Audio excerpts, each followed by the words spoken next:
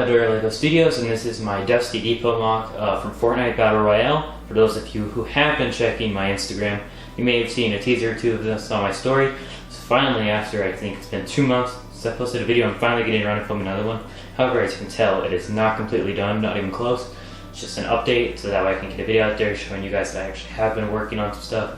I have been bogged down a lot with BetaLUG. We've been trying to really improve the LUG right now. So I haven't had much time on my own to build. I've more so been just working on that. But over the past couple of months, me and AC VideoStudio has started this project together. He hasn't been over to work on it since the first day, but hopefully he'll be coming over soon. But basically, let's just go ahead and take a look at all the different techniques I've tried out over the past 2 months with this, and basically just progress I've got done. So let's go ahead and hop into it. So the first challenge that I ran into was how to build the actual ramp itself, because just using 1x2s and sloping those up, first of all, don't look good, and second of all, you can see right here that it's very steep, so that would actually not work well for minifigures. I mean, they're still going to slide off on this. It's more so just for display than functionality. But I ended up going with this design. It slides right in and out really easily. You can see all the filler on the back. So yeah, this was the first challenge we ran into. I also, on the other side, duplicated this, but in a different way, so I'll go ahead and show you that now.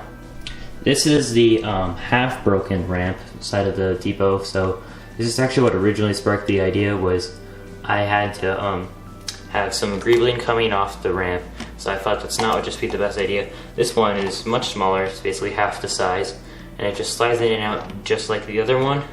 But except that I had to put all that greebling on the side. I will be adding more, as that is way too steep of a slope that it's coming down on. It is much more gradual. But let's go check out the other side now. So as you can see, I've only got 1/4 of the roof done. I do have a second one of these done, but I actually dropped it, so it's in half right now. But basically the design, I don't want to pick it up because it's really unsturdy.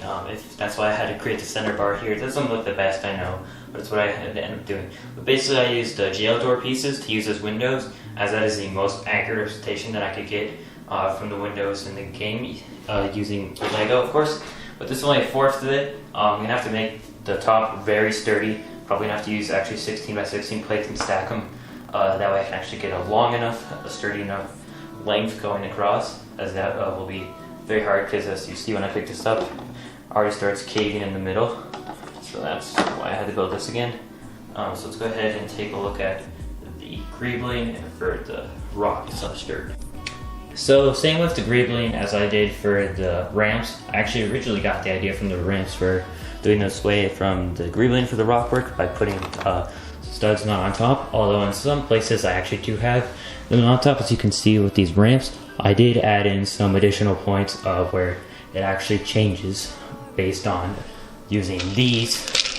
Here, let me just show you some real quick. So I use these 1x1. Here, camera focus. I use some 1x1s with studs on all 4 sides in order to get some angles that I wanted, and I also just use some simple 1x1s with 1 stud on one side in order to get the angles and changes in the rock work that I wanted to achieve.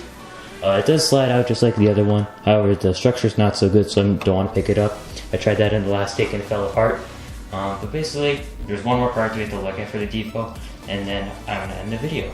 So the part that I felt like I really had to nail in order for this to look like the depot, unlike the roof, which I feel like is a very iconic part of the depot, I guess you can say. But I also think the foundation is really what would make it stand out as an identifiable Dusty Depot rather than just a big red box. So I ended up, they have an archway here, and this was the perfect piece to use. They also have a curved cylinder, and they do have posts jetting out, which we did all along the other way. We can't do it on the other side though, as that'll be covered with rock.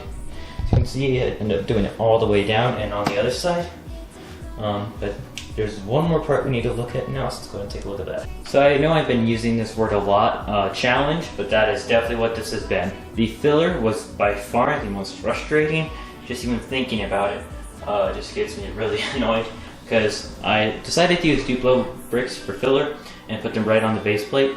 And it worked at the first day or so, but once I started laying down these plates, as you can see, there's still even some that I'm just never gonna be able to fix. But these are popping up always. And if you look down here, I'll go ahead and move the camera over there. The plates actually slope up a bit, because the Duplo brick just was used so poorly, and I just don't want to go in and fix it. But it's gonna work out, I guess. I mean, look at this one too, like, it's just falling apart at the seams. So basically, this is the most frustrating part, has been the filler underneath, which is probably half of what I put my time into instead of the actual design process. But now that that's basically out of the way, I just need to fill in a couple more gaps, and then we have that done. Then I'll be working on shelving containers, and then I'll be able to get this side of the red done, and then we'll be all done. So the end is actually very close. I just need to get a couple orders in, and then it'll be done. Definitely within the next month or so. I'm hoping in the next 2 to 3 weeks. So anyways, let's go ahead and end off the video. So anyways, thank you guys for watching. I'm pretty sure this will be the only update on this. Next time we'll be seeing this MOC be fully complete with containers, shelves, chests, figures, guns, the whole 9 yards. So anyways, thank you for watching. Be sure to check out some other videos on my channel and subscribe, and I will see you guys next time. Bye.